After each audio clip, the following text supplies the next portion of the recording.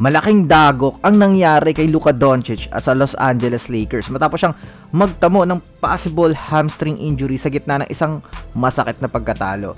Agad siyang lumabas ng laro at kitang-kita sa kanyang reaksyon na matindi yung nangyari, yung frustration at lungkot. Isang bagay na lalong kinabahala ng fans. Dahil si Luka ang sentro ng campaign ng Lakers, malino na kung hindi siya magiging healthy sa paparating na playoffs, malabo yung chance nilang magkampiyon.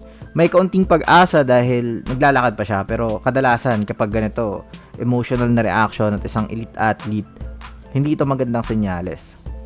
May 16 days pa bago magsimula ang playoffs, kaya may pagkakataon pa kung mild strain lang ang injury. Pero bukod sa team success, apektado rin ang personal achievements ni Luka. Kulang siya ng isang laro para maabot ang 65 game requirement para sa MVP at All-NBA honors.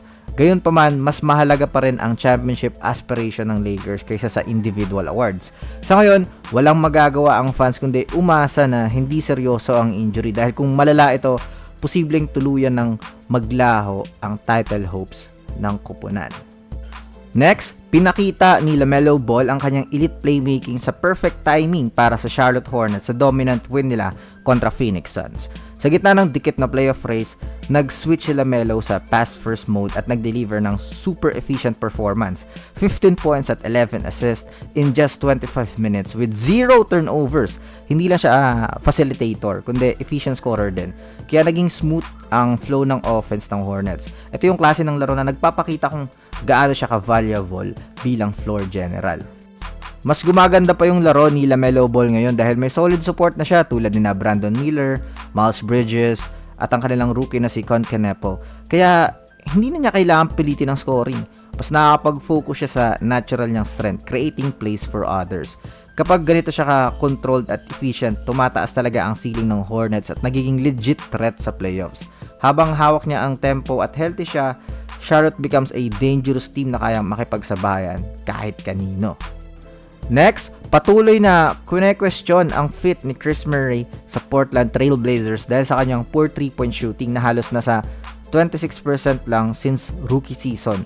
Sa modern NBA, mahirap mag-survive bilang wing na hindi marunong tumira, lalo na sa team na mahina na nga sa shooting. Pero kahit ganon, unti-unting pinapakita ni Murray na may value pa rin siya, hindi man sa scoring kundi sa hustle plays, defense at off-ball movement. Hindi niya kailangan ng bola para magka-impact which is a rare trait na pwedeng maging advantage sa role player setup. Habang nagre-rebuild ang Blazers, naging interesting ang role ni Murray dahil swak siya sa identity ng team, malakas sa offensive rebounding at second chance points. Kahit hindi siya scorer, tumutulong siya sa possession game kasama ang players tulad din na Donovan Clingan.